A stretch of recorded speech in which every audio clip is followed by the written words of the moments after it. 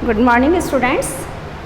पिछले वीडियो में मैं आपको राजस्थान के भौतिक प्रदेशों के बारे में बता रही थी। कल के वीडियो में हमने ये पढ़ा था कि राजस्थान के जो भौतिक प्रदेश हैं उनमें थार का जो मरुस्थल है वो तैथिस सागर के अवशेषों के रूप में है।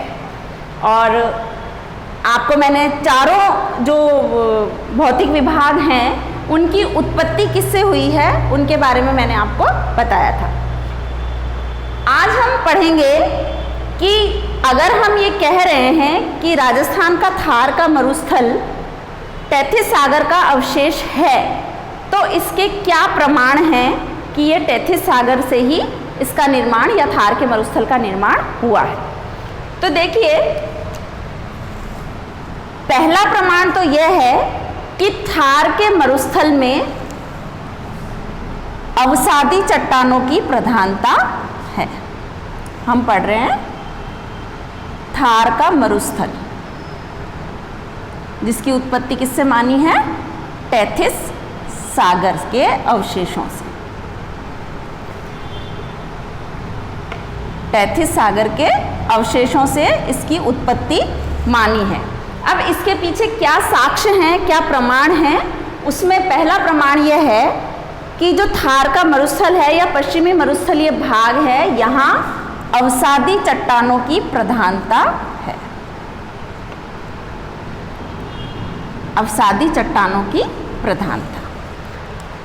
अवसादी चट्टानें द्वितीय प्रकार की चट्टानें हैं जो कि एक के बाद एक अवसादों के जमा होने से बनी है। यानी कि तैथिस सागर का जो मलबा था उस मलबे के लगातार जमते रहने से या अवसाद के जमा होने से अवसादी चट्टानों का निर्माण हुआ है। और ये चट्टानें पश्चिमी मरुस्थल के अंदर बहुतायत में पाई जाती हैं। ये इसका प्रमाण है कि ये तैथिस सागर का ही अवशेष के रूप में थार का मरुस्थल है।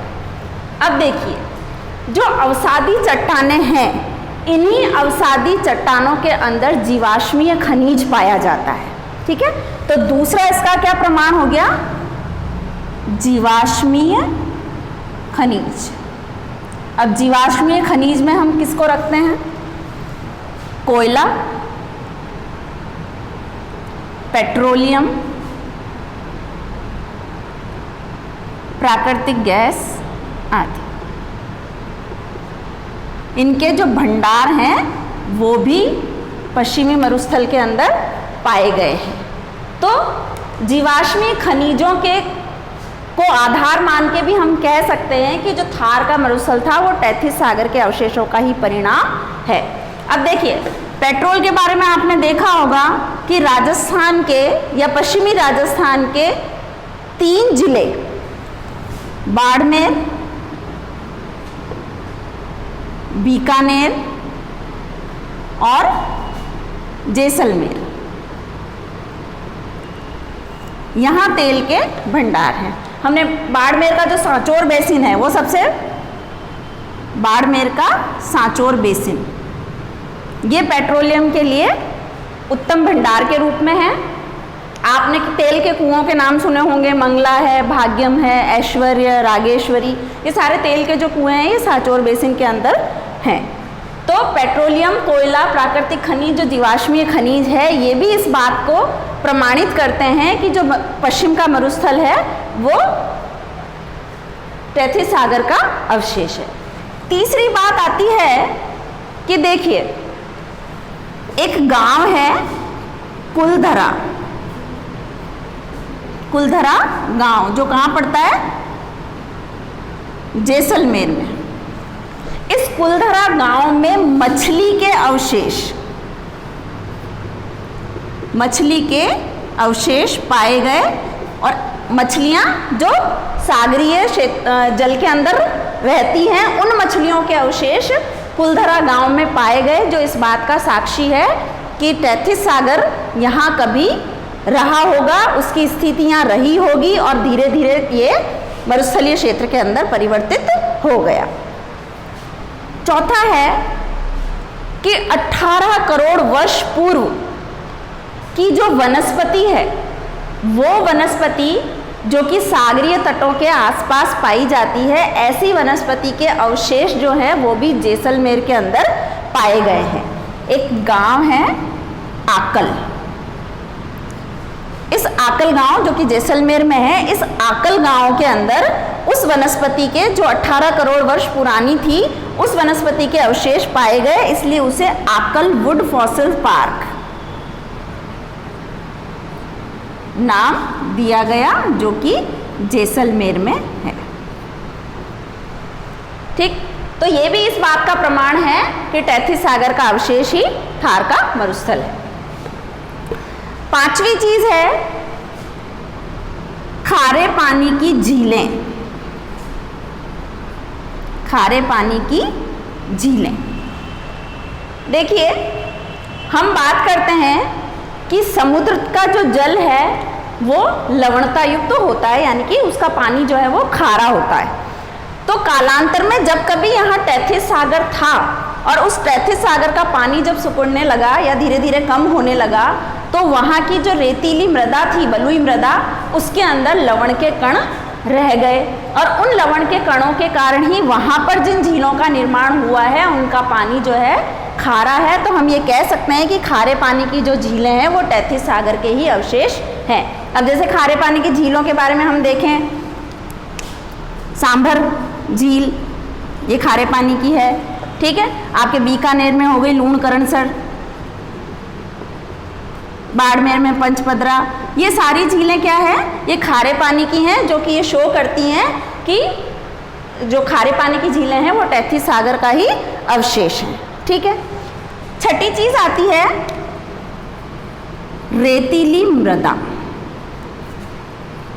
रेतीली मृदा यानी कि तैथिस सागर का जब पानी पूर्ण तरह सूख गया, या मैंने आपको ये बताया था कि जो पृथ्वी है वो वेस्ट टू ईस्ट रोटेट करती है, ठीक है। उसके कारण जो स्थलीय भाग थे वो आगे सरक गए और पानी जो था वो पश्चिमी भाग की तरफ रह गया, और इसके सिकुड़ने के कारण मैक्सिमम जो आप देखेंगे कि विश्व के अंदर जितने भी मरुस्थल हैं, मैक्सिमम मरुस्थल जो है वो पश्चिमी भाग की तरफ ही पाए जाएंगे, ठीक है। तो मरुस्थलों के बनने की प्रक्रिया के ऊपर पृथ्वी का जो घूर्णन है पश्चिम से पूर्व की ओर करना, ये भी मतलब मायने रखता है, ठीक है।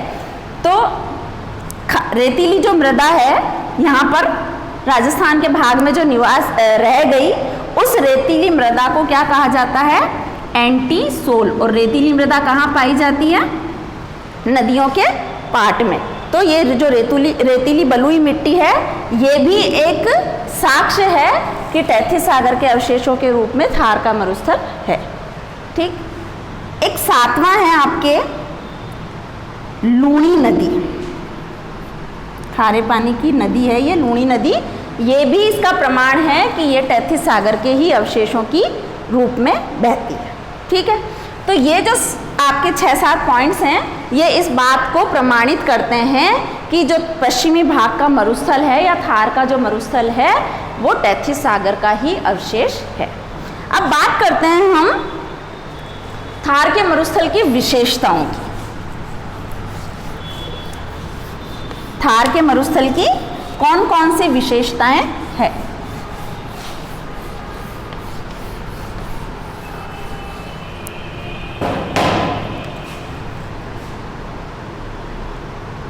क्या विशेषताएं हैं थार के मरुस्थल की? तो देखिए, पहली विशेषता कि जो थार का मरुस्थल है वो सर्वाधिक जनसंख्या वाला मरुस्थल है, यानी कि विश्व के अंदर जितने भी मरुस्थल हैं वहाँ पर इतनी जनसंख्या निवास नहीं करती है जितनी कि थार के मरुस्थल में निवास करती है। तो पहला क्या है, विश्व में सर्वाधिक जनसंख्या वाला मरुस्थल,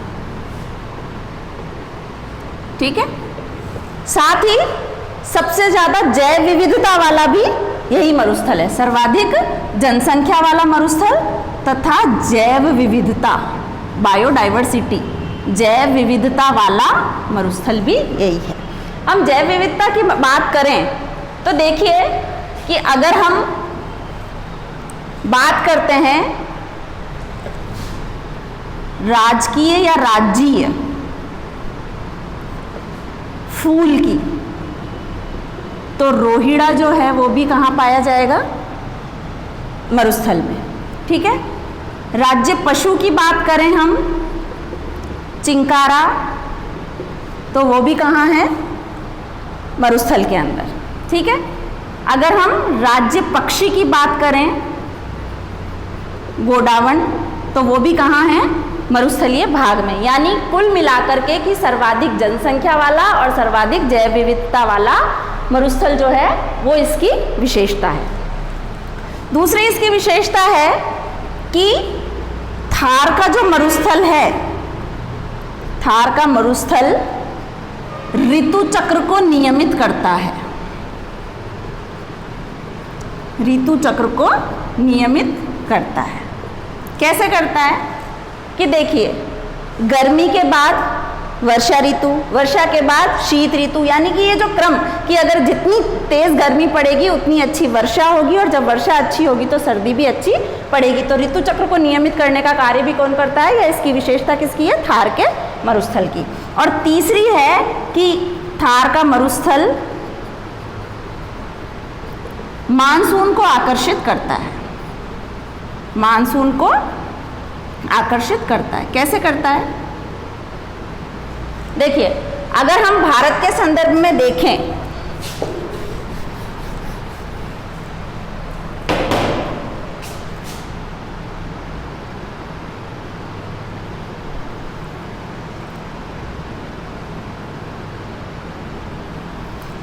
ये राजस्थान की स्थिति है।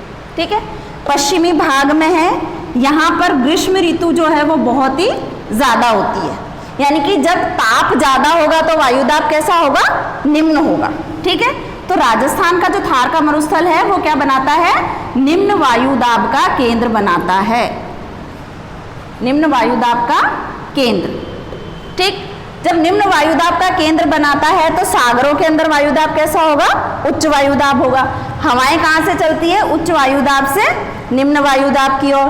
तो निम्न वायुदाब का केंद्र होने के कारण ये मानसून को अपनी ओर आकर्षित करता है, और इसी कारण यहाँ पर वर्षा अधिक होती है। ठीक। तो ये तीन जो विशेषताएं हैं ये थार के मरुस्थल की विशेषताएं हैं। आगे आपको ये थार के मरुस्थल का विस्तार कितना है, जनसंख्या कितनी है, लंबाई, चौड़ाई, ऊंचाई, इन सब के बारे में मैं जानकारी आपको अगले वीडियो में दूंगी। तब तक के लिए थैंक यू।